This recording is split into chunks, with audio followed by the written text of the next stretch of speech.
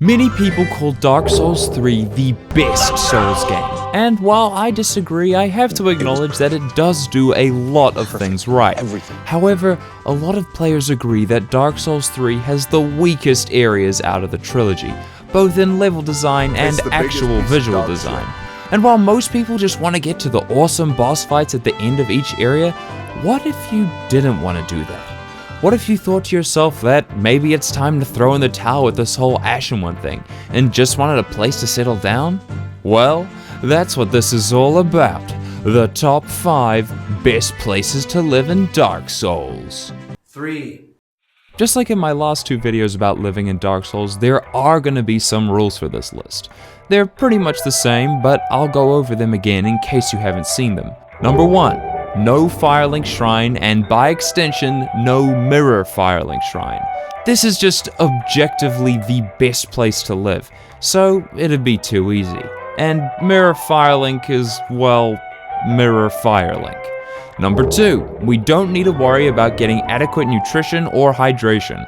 Obviously, having some access to food would be nice, but for the sake of this video, it's not a requirement. Just a bonus. And finally, we're going to assume that regular enemies do respawn, so you can't just clear out all of Irithyll and have an entire winter city all to yourself. Alright, let's go. Old Wolf of Farron. While this is right in the middle of one of the most horrific areas in the game, it's actually a pretty good place to live. The issue with Farron Swamp being on your doorstep is pretty much negated by the huge ladder climb required to get in. You've got a nice open sheltered area to chill in, and outside you've got some spectacular views of the forest, Lothric Castle, and the ocean. The whole area is also pretty much enemy-free, assuming you're capable of taking out the Asylum Demon, giving you a ton of free space to yourself. But similar to the Cathedral of Blue, aside from appreciating the view, there really isn't anything to do here.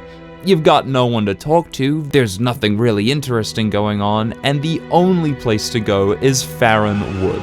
Yeah, I think I'd want someplace a little more interesting to stay in. There you go. Halfway Fortress. Right between the Road of Sacrifices and Crucifixion Woods, you've got this nice little clearing reminiscent of the Ulasil Sanctuary.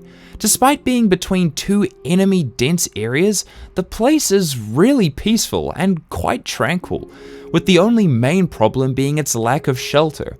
However, you are right next to a forest, giving you access to wood and therefore building. I tend to put places where you can build high up on these lists, but the problem is that the forest is filled with enemies, which would make it really tough to bring lots of wood at a time. But as long as you don't give up, you could build yourself a pretty nice place here. You might argue that Old Wolf of Farron is safer and therefore better than the Halfway Fortress, but I would definitely take a place with stuff to do over a safer but empty area. And while they don't stick around forever, you've also got Henri and Horace to talk to. Sure.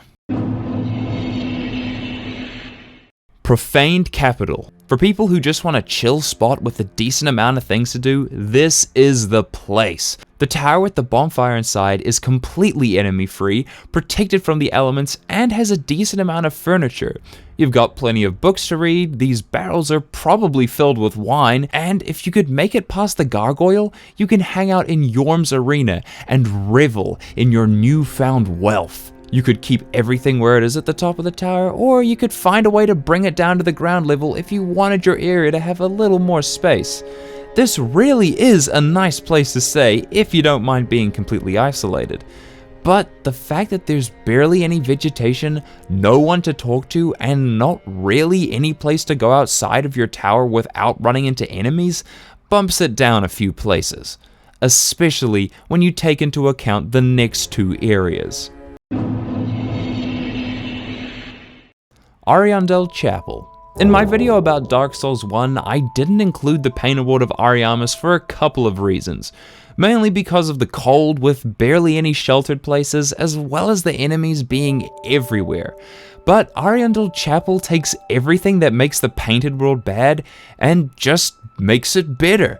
For one, the chapel is just a really nice place. It's safe from the elements, fully furnished, and even though she doesn't really like you that much, I'm sure that Frida wouldn't mind you hanging around. And if she really does hate you, well, yeah. There's also plenty of things to do here. You could hone your painting skills, read a few books, and right outside your door is an endless winter wonderland. There really aren't any issues with this place. The only real problem comes into play if you kill Frida, in which your peaceful chapel is now permanently on fire. I mean, it's not burning down. Hey, maybe it's not so bad. Irithyll, specifically this area near the bonfire. I know I tend to lean into living in forests with these lists, but when you have a fully stocked kitchen with infinitely replenishing soup connected to a hall with a bunch of nice furniture and art with 0 enemies inside what is probably the most beautiful area in Dark Souls 3's base game, I kind of have to put this at the top of the list. The kitchen is fully stocked and comes with a bowl of Estus soup, and the castle area is full of these massive couches and tables, which could easily double as beds due to their size.